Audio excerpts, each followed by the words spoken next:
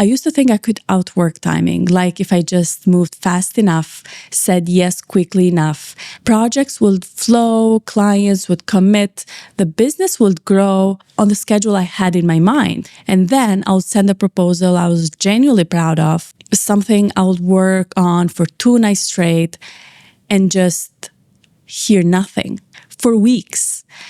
And the first few times that happened, I was completely disappointed. I thought I priced it wrong. I thought I said something off. I went back to read the emails I sent looking for where did I mess this up. It took me a while to realize the silence usually had nothing to do with me. Welcome to A Seat with Anissa. This is Anissa, and here I'm sharing what I'm learning as I build 116 Studio Design. We have talked about making the leap, about sitting with uncertainty, about fear, about slowing down enough to think clearly. Today I want to talk about timing, not the concept of it, but the actual experience of it, because living it is very different than understanding it. Early on, I took on a project that was bigger than anything I've done before. It was a vacant home. It needed a full transformation. More rooms than I used to work before. It had a higher budget. But I said yes, partly because I was excited and partly because I didn't want to lose the client at that time. So I started sourcing the materials immediately. I put in orders right away. I mapped out everything, and I had a clear picture how this project was going to look. And then things started going wrong immediately. The furniture started arriving late. One key piece pushed back for weeks. I started looking for replacements, reconsidering anything, spending time and energy trying to work around something I genuinely couldn't control.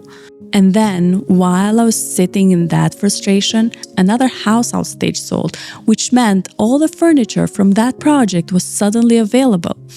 And some of it, not everything, but the right pieces worked perfectly for this new space.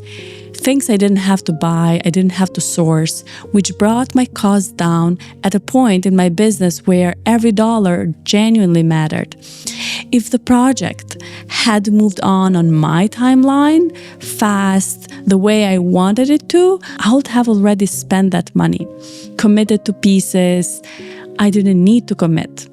The delay I've been fighting was actually the thing that made this project better.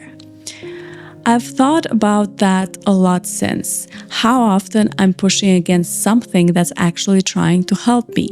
There was another project around the same time, a client who wanted her home staged before selling. And she had a very specific vision, a very detailed feedback, a lot of back and forth, even before we started. And then she pushed the starting date back a few weeks.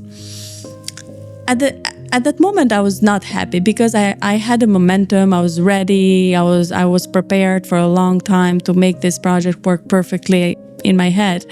Except I wasn't, actually.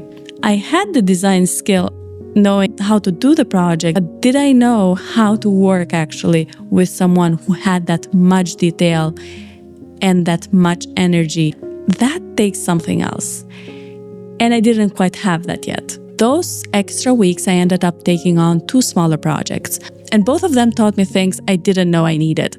How to hold my ground when a client wants to change something that I know won't work.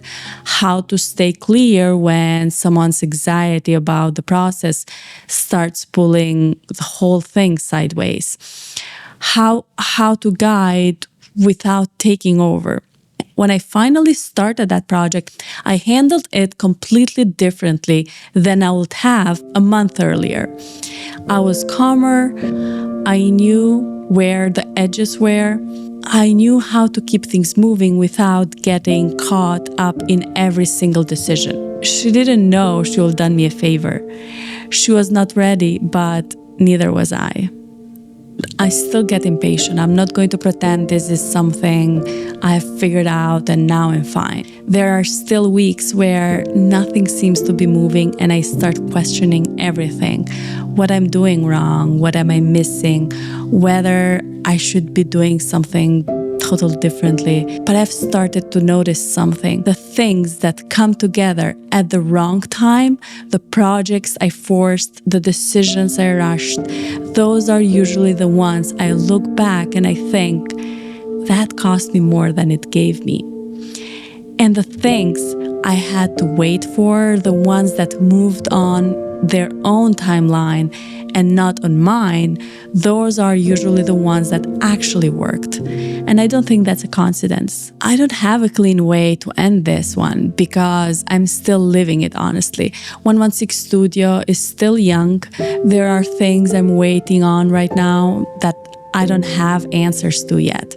Projects that haven't come through, directions I'm not sure about. And I'm trying, not always successfully, but to just let those things be in the process. To trust that, in fact, that something isn't moving yet doesn't mean it's not going to move. Some things only work when they are ready, and sometimes I'm not the one who decides when that is. Next time, I want to talk about how you design a life the same way you design a space. The choices you make, what gets your attention, what you keep, what you let go of, and how that shapes everything. Thank you for being here with me today.